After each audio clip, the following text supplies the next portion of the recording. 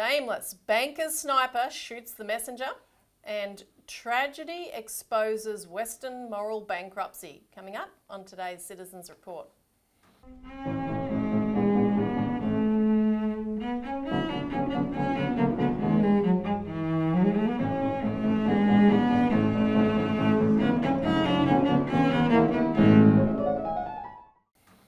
Welcome to the Citizens Report for the 11th of April 2024. I'm Elisa Barwick. Joining me today is Citizens Party Research Director Robert Barwick. Welcome.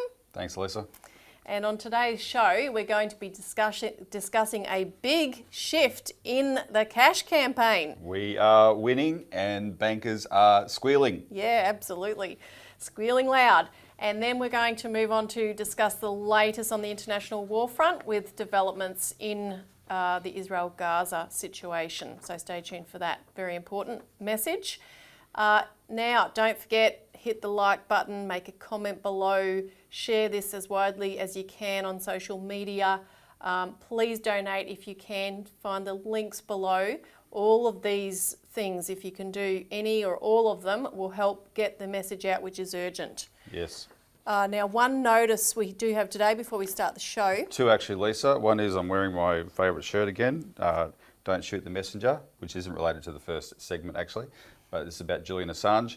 I'm about to, we'll do the show and then I'm going into the city for at 9:45 today is the exact anniversary of when Assange was dragged out of the Ecuadorian embassy. So there's an event in front of the British consulate and a few other events today about that, because you have to keep the pressure on. Because the breaking news on that is overnight, Joe Biden shuffling down the outside the West Wing there with the Japanese Prime Minister, and someone says, what are you going to do about Australia's request that you drop the prosecution of Assange? And Biden, like looking for all the world like he's got out of a crypt, right?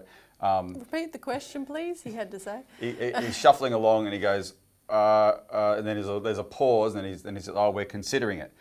And look, we hang our hopes on things like this, right? That, okay, good, they're considering dropping the charges. That's what that actually meant. But the guy's half senile. So how do we know that this team's not going to walk it back? The worst part is this morning, Albanese was asked about this on Channel 7 and he said, oh, I find that encouraging.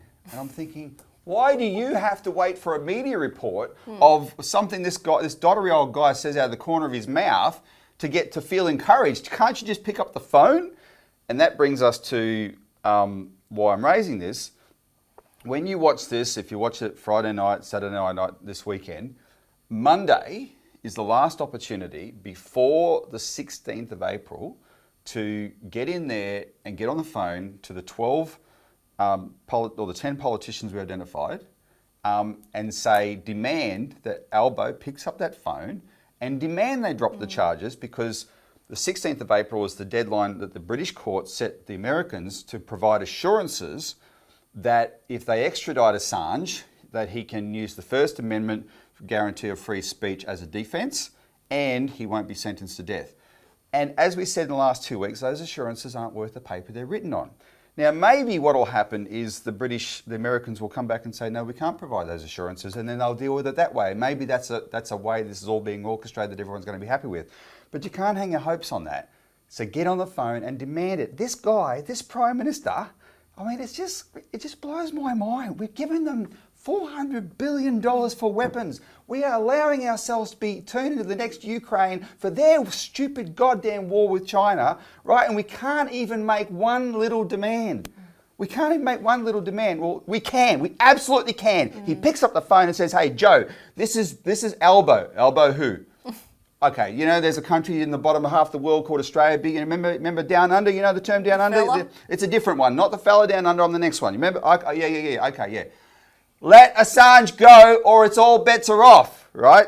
We've got to get some self-respect here. And that's going to come if you inject that into their spines. And we'll put the links below on who you should call, okay? So yeah, exactly. Look in the information box. No, 100%. So that's crucial. Let's make sure we do that. The other thing, though, Elisa, that you were referring to is I just want to mention, we're going to put a link below for something unusual. It's a GoFundMe page for a woman who I have to admit I don't know, but I know of her. Her name's Michelle Matheson, and she is a bank victim. And by saying that, I am identifying her as part of a subgroup of Australians, which is way too big. There's tens and tens of thousands of them. But she's a bank victim who's been a bank victim for a long time. But there's a hardy bunch, a hardy minority of these bank victims who fought really hard to get things like the 2018 Banking Royal Commission, etc. One of them is, if you see the sort of tenacity that some of them have, in 2021 I interviewed one, Wayne Ditchburn, and there's an interview on our YouTube channel. You can see the tenacity that Wayne had to fight the banks the way he did. But in the last 20 years, there's literally tens of thousands of these people, and most of them have had their claims go unredressed, right? And it's been really tragic. But Michelle is one who actually spent a lot of time helping other people, other bank victims, and talking to them and helping support them, etc. So she wasn't just there for herself. She was a single mum up in New South Wales. She's now being diagnosed tragically with stage 4 pancreatic cancer and given 6 to 12 months to live.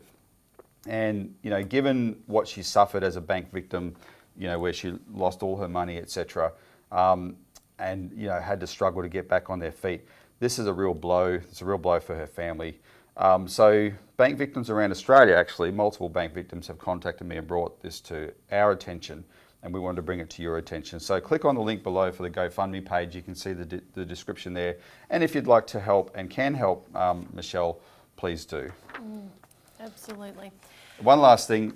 Next week, I'm going to Bribie Island for the the 13th and final hearing of the Senate inquiry into bank closures in regional Australia. And this has been a hell of an experience, this inquiry. We have, and it's going to tie into what we're about to talk about. So stay tuned for updates on that. We'll talk about that in a moment. So our first segment is Shameless. Banker's sniper shoots the messenger. So the banker's sniper is the Australian Financial Review. Well, hang on. No, that's the banker's toilet paper, we like to call that. The sniper is their rear window gossip columnist named Mark DiStefano. And what he's done, Elisa, is he's been given an assignment, shoot this guy. And this guy happens to be Jason Bryce. Now, Jason Bryce is the spokesman for the campaign Cash Welcome, right? And now, so the details are actually infuriating. They're kind of funny, but they're infuriating. The fact they're doing it, though, is exhilarating. We are winning. We are absolutely winning on this. The banks had, let's just recap. 2019, the Scott Morrison government introduced a bill to put a ban on cash transactions over $10,000. You could go to jail, as one of the campaign signs says, Liberal Party policy is to jail you for spending your own money, right? We fought that and defeated it. We got it thrown out of Parliament. And by we, I meant us. I meant the independent economist John Adams, the banking expert Martin North, politicians like the Catters, One Nation, and in fact, eventually it was Malcolm Roberts, Senator Malcolm Roberts, who moved the motion in the Senate to have the bill dumped, and it passed. His motion passed unopposed. Everyone wanted to get rid of it. Politicians got the message then, don't even think about getting rid of cash. Although apparently Matt Common didn't get the message because, as you talked about in last week's show, he was talking about a $500 cash ban. But boy, did he hit the popular tide that's moving on the cash issue. Well, if he couldn't see it was a riptide and he wanted to go swimming in it, that's him bobbing out to sea way out there somewhere. Bad luck, Matt. Because the politicians did get the message, the bankers didn't. So what happened was the politicians, all right, we're not touching this, but they actually sat back on their hands and allowed the bankers to be the ones to get rid of cash. And how they get rid of it? They didn't ban it. They just took away access to it. They just made it harder and harder and harder to get. It's a cash desert out there now. Don't make it available, yeah. Thanks to these politicians. But ironic, when I say it's a cash desert, it is a cash desert, but there's also never been more cash on issue because Australians want cash. And they'll go far and wide to find it. They'll go far and wide to find it, and the banks have been taking away the access to it, right? And that's what we've been dealing with. And we remember, we covered on this show in 2020, and it was quite striking. The first national lockdown, there was only one national lockdown, and we Victorians experienced a few other lockdowns in COVID, but there was one national one. And at the end of that national lockdown, Channel 7 did a report where they revealed that the banks were boasting that they had cash plans. They had cashless plans. They had an agenda to get rid of cash. They had plans that they thought would take 5 years, happened in 10 weeks of the lockdown, right? And they were boasting about this. And so we have been saying all along, listen, public, use it or lose it, right? You actually cannot allow yourself, look, I'm not saying don't use the convenience if it works for you, but understand that when you tap and go, you're being charged unnecessarily something you wouldn't be charged using cash. Understand that. You don't have any privacy, etc. If that doesn't bother you, fine. But also understand though that if you're making it unless you do make the effort to use cash, you could wake up one day and find that it's not available, right? And then you'll regret it, right? So you've got to make a bit of an effort. People have been doing that. So what was revealed around the same time as this attack we're going to talk about is for the month of February this year, the amount of cash withdrawn from ATMs was up 9.5% over February 2023. That's 9.5%. That's a 10% increase. That's actually huge in terms of the volume of cash coming out of ATMs. And that's before Cash Out Tuesday. Cash Out Tuesday was the 2nd of April, right? So this is, the people are getting the message and the banks are looking at this and going, oh my God, right? So what they did is they've shot the messenger. Now, I've done a lot of media over cash and banking issues in the last 12 months, but Jason Bryce of Cash Welcome has done an enormous amount. Just get on Google and Google his name, Cash Welcome, and hit the news tab. You will see how much he's done, especially as he was a leader of the Cash Out Tuesday thing. So the Fin Review come up with something so ludicrous and so shameful because it was fraudulent. It's not funny, but then it is funny because you know that they're actually panicking, right? So what did they do? Look at the headline here. This is on their rear window column. CBA's, at least they admitted he was a nemesis of a bank. CBA's cash nemesis in the pocket of big ATM. And the explosive detail that they revealed in this article, Elisa, is that an ATM company, Next Payments, actually has donated to Cash Welcome. And Jason Bryce admitted in the article, yes, we've received money from Next Payments, right? And the guy, Bert Wildash or whatever his name is, who started Next Payments, yes, we've received money from them. And Mark DiStefano calls it big ATM. And I'm thinking, oh my God. I mean, just consider the context of this. It's yes, there's an ATM company that clearly wants to keep cash in circulation because they're making money out of it, right? No, they make money. They have a business where they're making money, providing cash, providing ATMs where the banks are closing them down. And they're a charge. And I wish there wasn't a charge, but that's the business model now, right? So they're making money out of that. Is that a vested interest? Well, of course it is. But let's compare the two vested interests for a second. They're up against the banks who want to get rid of cash. And if you just take the big four, their profits are $30 billion. So the entities that want to get rid of cash earn profits of $30 billion on that side. And on this side, on Jason Bryce's side, is one ATM company, which is revenue from the $2.50 you pay when you withdraw cash from their ATMs is $110 million versus $30 billion. That's its revenue though. Its profit after tax last year was $8.9 million. So less than $10 million up against $30 billion. And this one, according to the Financial Review, is big ATM, like big oil, big pharma, big tobacco. There's big ATM. Give me a break. As I said, it's like saying David represented Big Pebble versus Goliath. I mean, is that ludicrous? Yeah. Right? And then not only that, they misrepresented Jason Bryce. In the article, they had to go to that extent to actually put in a quote from him that was fraudulent to make him look bad. And this is inexcusable. Yeah. He talked to them. He gave them quotes. There's 5 paragraphs in a row where there's quotes from him. The middle one they made up. When I read it, I knew they'd made it up. It's a summary quote in their snarky voice. They summarised him saying, this is what they said he said. Quote, "Oh yeah, we have money from big ATM. Yes, obviously. But that's buttressed by scared old biddies going to a branch and giving small amounts directly into my account." That's what they claim he said. And of course, what they were doing was summarising and editorialising what he actually said, because he said, yes, we've received support from them, but we received support from old people as well who are afraid of cash being taken away, right? That's what he said, and they summarised it, editorialised it, and spun it into that. That's okay, you can do that, but they put quote marks around it. That's fraud. That is journalistic malpractice. That is desperate, freaking scared to death bankers and their propagandists at the Bankers Toilet Paper, the AFR, losing it over the fact that they thought that we were just going to happily go along with their cashless agenda, and they've never seen a backlash like this. And now you've got Anna Bligh running around like a chook with her head cut off, doing damage control on behalf of the banks, because she's the head of the Bankers Association, say, oh, no, the banks have no plans to get rid of cash. The banks have no plans to get rid of cash.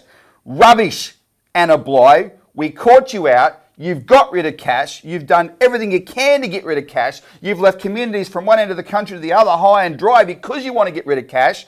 We played last week, I think, or the week before, Jared Rennick's exchange with the RBA. Right, and the RBA, in fact, it's in our magazine this week, Elisa. We published that, where Jared Rennick says, "Are you responsible for getting cash out there?" They said, "Yep, we're responsible." Well, why aren't you making sure it's in the regions? Oh no, we're not responsible for that. That's the private banks. Yeah. And the RBA is not caring that those private banks are taking away their branches in the regions. And I've been to those regions. In fact, I've sat through more of these hearings than any single senator who's on the committee, because I've sat through every single one of them. And these communities are being left high and dry, and the banks are just saying, well, use online, use Australia Post or whatever. So there's no regulator that's actually taking responsibility to make sure that Australians have access to cash. And it is increasingly important. I mean, the AFR's no doubt absolutely spitting chips over what the media is doing. We'll put up some of the headlines. There was a lot of coverage with this Cash Out Tuesday campaign in the mass media. And as an example, and this was just a few days ago, let's run a clip. This is from Sunrise, where they were talking about, the headline was something like, Aussies turn towards cash. And they're interviewing the Queensland opposition leader, David Crisafulli. I think that's how you pronounce his name. But Elisa, I want to make a point. A couple of weeks ago, David Crisafulli was at Townsville, and he did the Queensland Premier, Stephen... Sorry, Queenslanders. What's his name? Oh. Stephen, what's his name?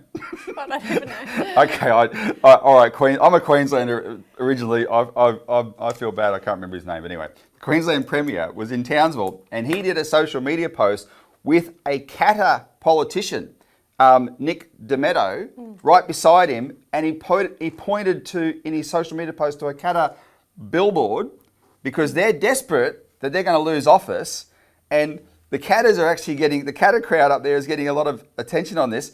The politicians are sucking up to them. And last week, Robbie Katter was out there with his crew saying, cash is king, right? Helping spread the message here. And David Crisafulli is on this Sunrise interview, and listen to what he says. Breaking news this morning, it turns out more Aussies are turning towards cash instead of away from it.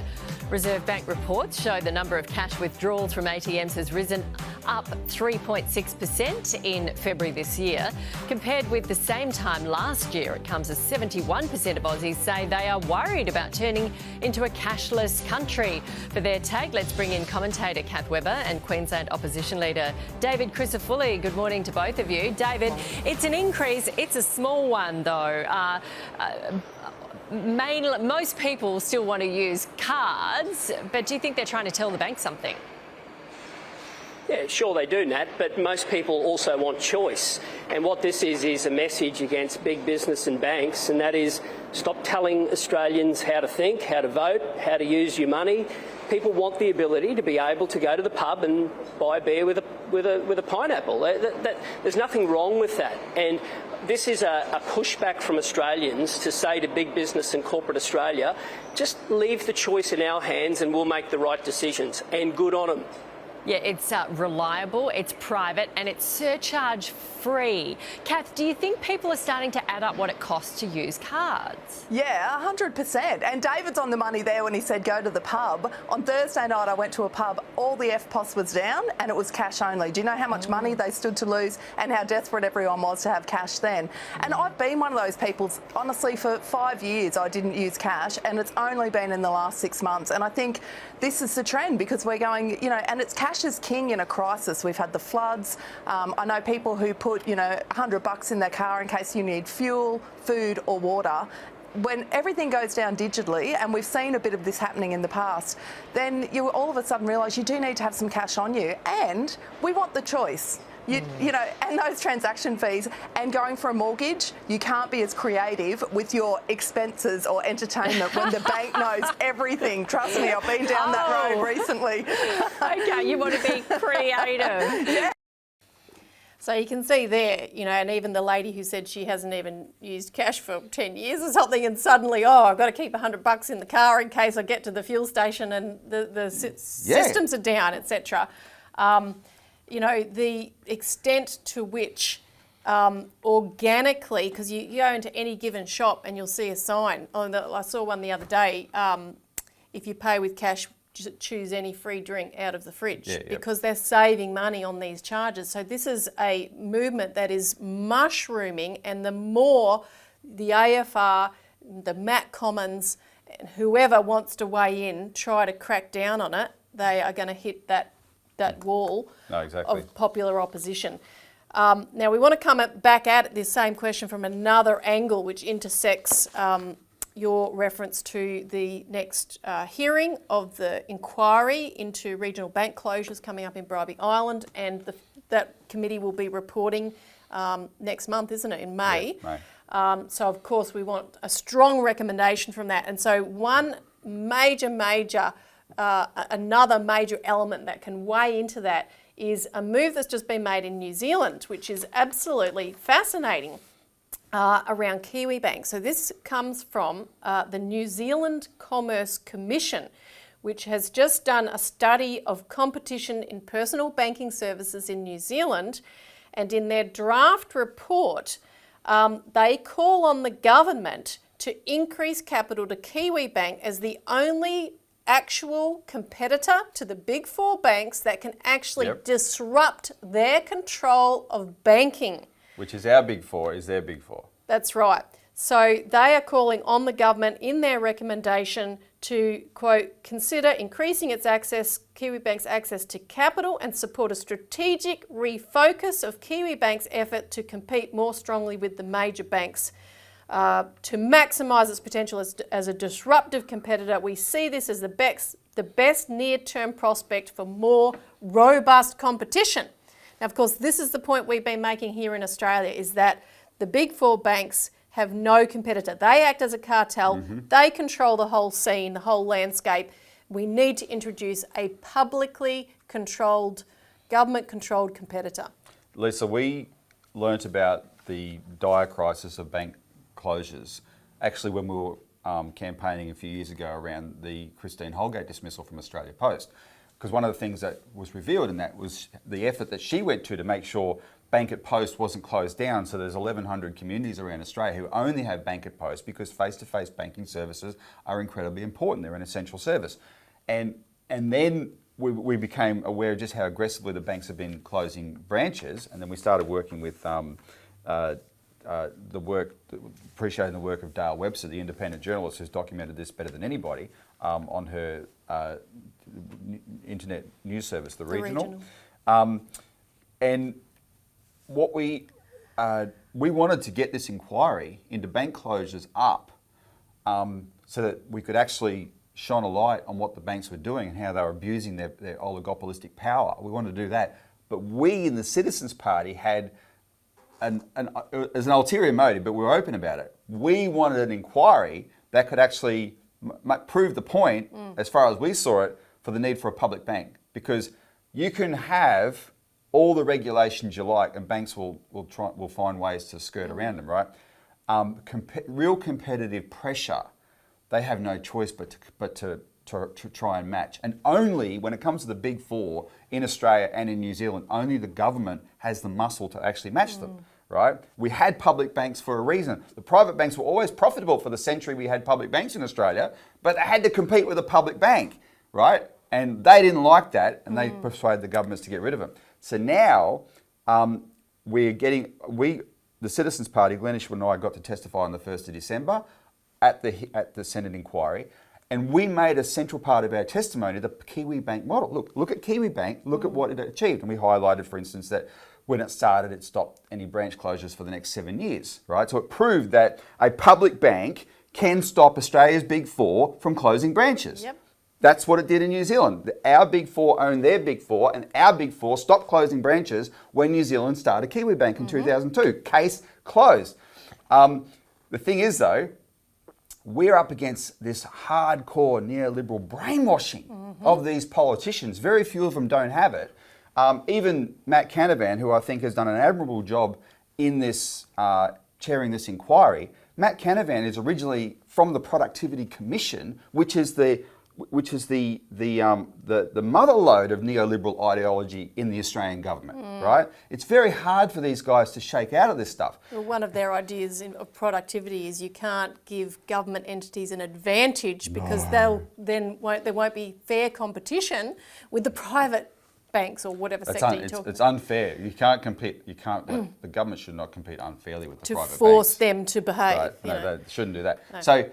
So this is a big challenge. What's going to be in the final report, right? And these guys would like to, in a perfect world, they don't want to, even if they were losing their ideology, and there's signs they are, the banks are such a powerful lobby. They know this is a huge fight. They actually don't want to take it on. And what they need is signs that what we're proposing is working. Well, not only did we have the model and we testified on it, but now none other than the New Zealand competition regulator. And that's like the ACCC, Like the ACCC has come out with this ringing endorsement saying, look, you've got this two-tier banking system in New Zealand. You've got a big four that are the Australian big four. They don't compete with each other. They don't compete with the other banks. They're fat and bloated. They're making the biggest profit. They point out they're making the biggest profits in the world, but they're underinvesting and not innovating in their own businesses because they don't have to. Why would they? In fact, they make more per capita. The big four banks make more per capita out of Kiwis than they make out of Australians. They're just sitting there milking them. Milk. This is a wonderful life for them in New Zealand. And the New Zealand Commerce Commission says the only entity that exists sits between those two groups of the two-tier and the smaller banks because it's Kiwi Bank. Since it started, it grew much bigger than the smaller ones because it's so popular and people want this government bank back. But then the government restrained its growth by not allowing its capital to expand, and now it's sort of in this no man's land. And the only way we're actually going to inject real competition in the banks there is let's fire up Kiwi Bank. Right? We've got a public bank, let's fire it up. Hey, if after 22 years of Kiwi Bank, the New Zealand Commerce Commission can see the value in it and the potential in it, that's exactly the message the Australian Senate needs and the Australian government needs right now. This is brilliant. They do. And don't let, if you're in conversation about this, don't let people try and tell you, Bendigo Bank or some other, community bank solution. We're calling, our activists are calling councillors across the country right now in the lead up to the Local Government Association's national conference coming up mid-year. And they're telling us, we had Bendigo Bank, we thought that would be the solution, it's just shut down. Or shut down with no notice. And we're hearing that all over the country. And at this stage, and there's a lot more work to be done, and people out there should get onto their local councils about this, but there's no less than 6 and maybe many more that are in the works, councils intending to put up a resolution at that local government association meeting to demand the local government association needs to push for, in one form or another, a public bank. Yeah, exactly. And we want, like Kiwibank was started off as, a public post office bank, because just one last comment on this in response to this. We love the community banks. The government should find ways to encourage them.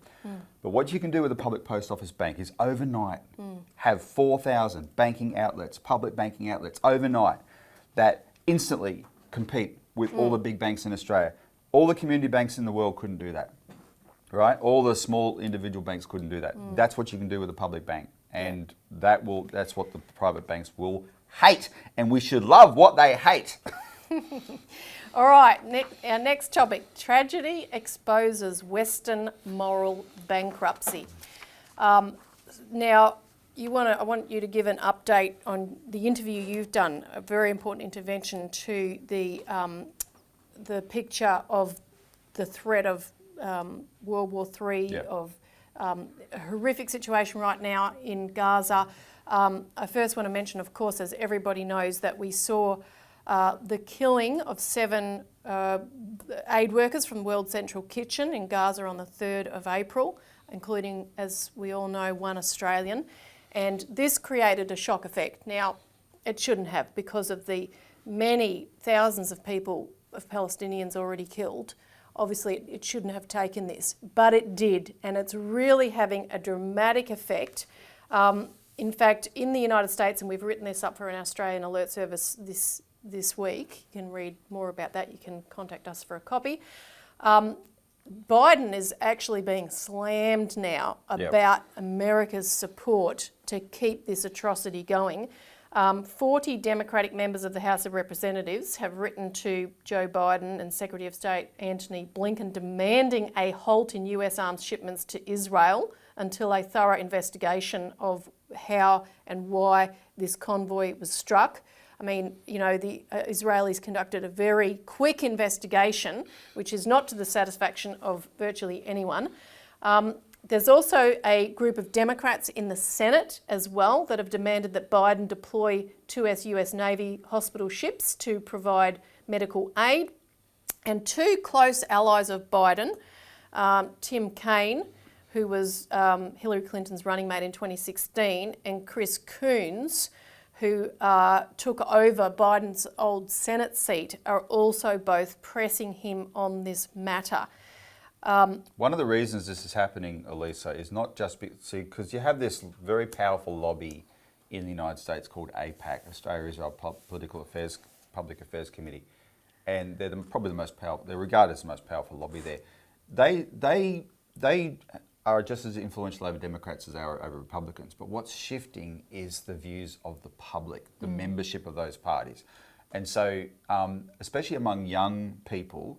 And this is one of the reasons they want to get rid of TikTok, because the young people just don't consume the mainstream media.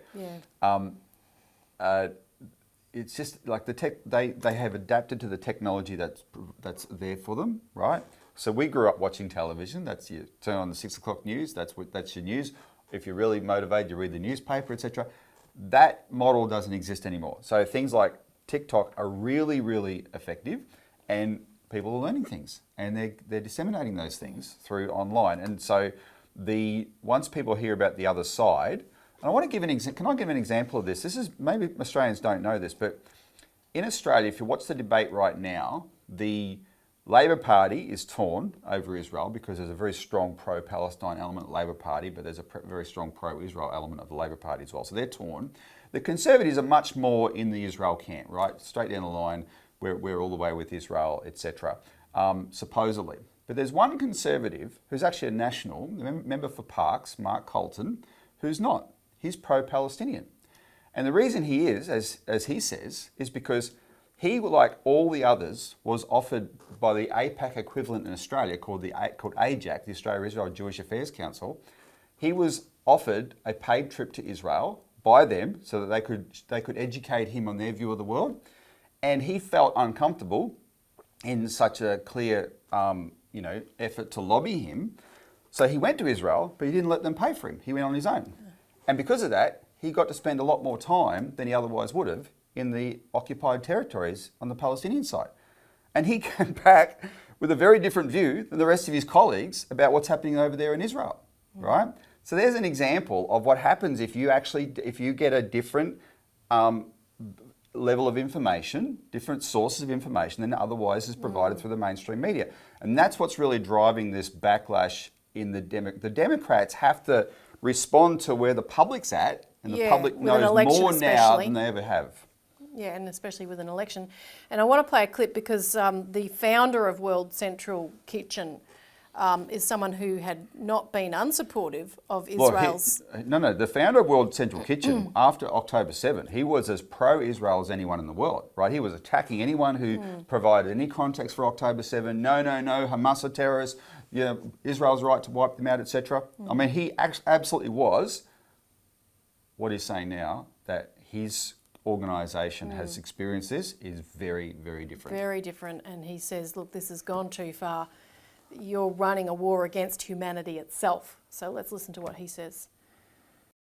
That's one of the things that they said, is that they could not, because it was night, see the logo from World Central Kitchen, which was so clear on top of the vehicle. In the daytime, they said they couldn't see it at night.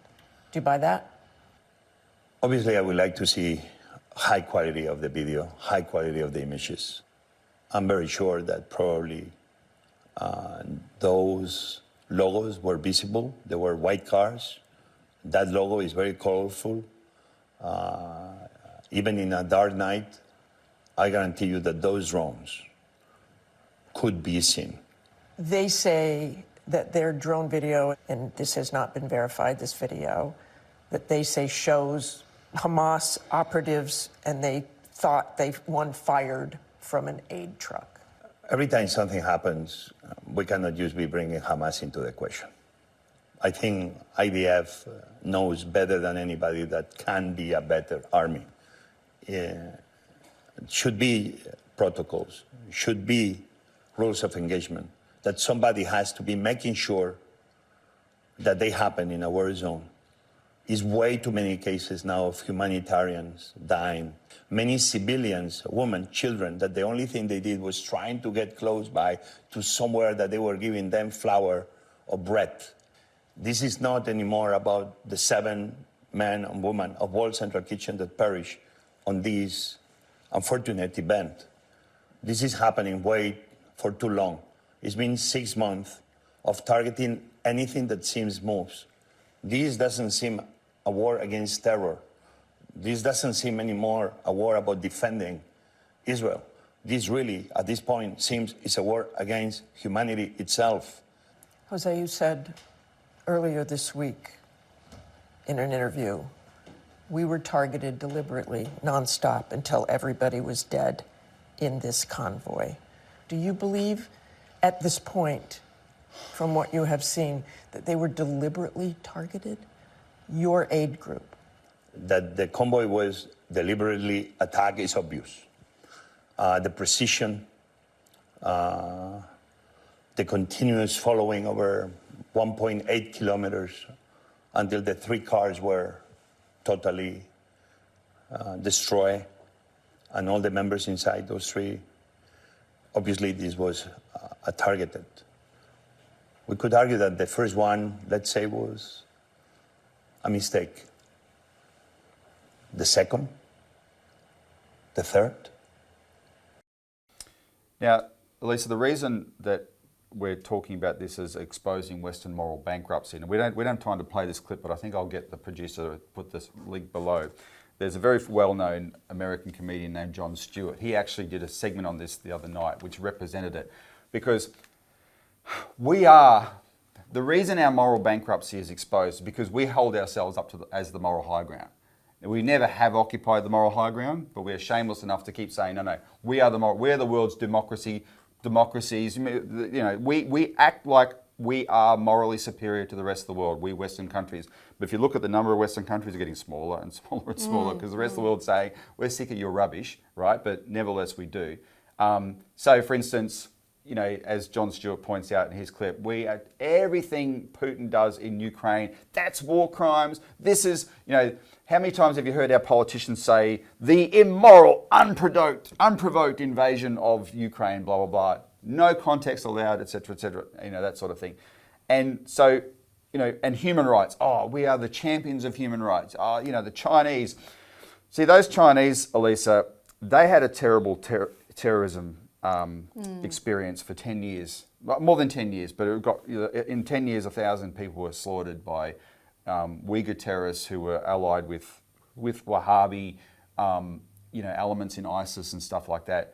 And so the Chinese went in there and they basically set up a network of TAFE colleges and they forced those people to go to TAFE college. And they actually paid them. But if you were a Uyghur Muslim, you had to go. So they abused their human rights on that. They didn't give them free choice. No, you're going because their view was the poverty in this part of China was the worst in China. And the poverty is what made them susceptible to radicalisation. So we're going to help you raise your living standard. We're going to teach you trades, etc. You will be able to become wealthier, more empower of your own economic destiny, and that's our way. And they had to provide security, etc. That's genocide. We call that genocide. Well, I mean, you know, we could look at the suburbs where we've got the crime spree going on at the moment. Are they the rich suburbs like Toorak? No, exactly. No. Like the poverty is what radicalises people, right? And you know, etc. So the Chinese dealt with it that way, and we have condemned that as genocide. But looking at the unprecedented, absolutely explicit slaughter of civilians in Gaza, we are tripping over ourselves to make excuses for it. That's exposing the Western moral bankruptcy. And the other clip, which we'll play in a second. About moral, okay. But I'll just do my update bit, and then we'll play that because I think it'd be good to end with that. So, what the Citizens Party did, we were as shocked as everybody by what happened. But we understand that, you know, when October 7 happened, etc., you know, it was horrific, and then the aftermath is, I would say, even more horrific as a result. But it's incredibly complicated, and we didn't want to just go off and become, you know, a cheerleader on one side or the other, right? Because we had actual insights into what's driving this, and we started talking about that on our show. We have this dossier about there's a long-standing disruptive force that the British Empire originally injected into the Middle East in order to pursue its imperial objectives in the 19th century. And that has developed over time into this insane messianic obsession with prophecy and actually achieving Armageddon, because that means the Messiah is coming back. And how are you going to achieve Armageddon? Well, we're going to blow up the Al-Aqsa Mosque, the third holiest site in Islam, and then the Messiah will return. And of course, the whole Muslim world from Bosnia to Indonesia is going to react to the deliberate destruction of the third holiest site in Islam. And then if they move on Israel, then the Americans, etc., will have to move in to protect them. And that's the formula for World War III. So we have been warning about that. And then last week we published the interview I did with Michelle Steinberg, one of the investigators who wrote the dossier, who co-wrote the dossier of research from 20 years ago that we reissued. And that interview is exceptional. So if you haven't seen it, it's on our YouTube channel. Make sure you take the time to watch it and get some insights into this. It's very important. But it's getting close to 20,000 people have seen it. When you do an interview like this, you know, it goes for over an hour. You don't know how well it's going to go. This is going exceptionally well as an interview. And people all over the world, I've been in discussion with people all over the world about this subject, right, as a result of this. People in the Muslim world actually know about it because they're the ones that have been paying attention. It's the people outside of the Muslim world who don't know about it. And so the clarity is starting to come together. And it's what's absolutely needed, because unless there's a recognition in the countries like America who do have influence on Israel and in Britain, and say, hang on, at the moment, our countries are actually contributing to this because we've got these forces in our countries who are actively sponsoring these crazy people to blow up the mosque. right? And just the other day, I saw a clip where there's in keeping with the Old Testament, the people who are doing this, they have set aside young men who've never been to hospital, who've never seen death or blood. According to the biblical rules from the Old Testament about who could become a priest, there's a project in Israel to set aside these young men so that they can be the ones to sacrifice a red heifer that they've brought in from Texas, a perfectly red heifer, maybe later this month coinciding with Passover, which will be the trigger, which will sanctify any moves to blow up the temple, the mosque, and rebuild the temple, right? This is how advanced this kind of stuff is. It's really, really disturbing, and it's sponsored by Americans and Brits, right? And unless the leaders of our country say, hang on, we do not want World War III, we have to stop these people in our countries sponsoring this, it could just get out of control, and that's why we've exposed it, right? And so we want to, I mean, you should say what you want to say, but there's a clip, Tucker Carlson, who, you know, I could sit here for hours and talk about what I disagree with Tucker Carlson on, but Tucker Carlson, what I appreciate about Tucker Carlson, he's got the biggest platform literally in the world, in the history of the world. I mean, he gets hundreds of millions of people watch his Twitter show now, right? Plus what's on YouTube, etc. No television channel has ever matched his reach now. But he's someone, if you talk to him, if you listen to him, he says his whole worldview was changed by Iraq in 2003 when he realised his own government would deliberately lie, right? And so he has followed that through in plenty of areas. I wish he would follow it through in China. His blind spot is China. He doesn't believe his government on anything else except China, right? Well, he's a fool on that, but anyway, put that aside. He's done something really, really provocative because he's asked the question that I think when you understand the demographics of America and how powerful the Bible Belt and the religious right is there, he's asked in this interview a very simple question. Why aren't the American Christians supporting the Christians in Palestine? And that's when he's interviewed this Reverend minister. Dr. Munther Isaac of the Lutheran Church in Bethlehem.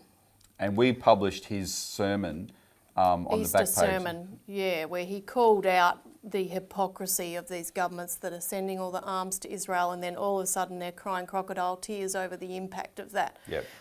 But he also really just stressed the notion of amidst despair, absolute despair, where he's in the middle of where this is all happening, and you can lose faith at such a moment. Sure. But he, in retelling the Easter story, made very, very clear that empires can absolutely be defeated if people don't lose faith. So the clip. So what's the whole Tucker Carlson interview? But the clip we want to play is where he actually explains that the reason the Christian Zionists in America don't support the Christians in Palestine is for doctrinal reasons, and it's his explanation of what we've been trying to expose with this Temple Mount stuff. So we'll just listen, just a short clip, just listen to him explain it. It's very obvious to me that many evangelical leaders in the United States care much more about the highly secular government of Israel than they care about Christian communities in the Middle East. Why do you have a guess as to why that would be? Some of it is theology. Some of it is the theology of Christian Zionism that teaches, for example, that Christians must support Israel because the Bible teaches that. And oftentimes that is part of a larger theology of the end times, in which they view the presence of Jews in the land as preparing for the second coming of Christ.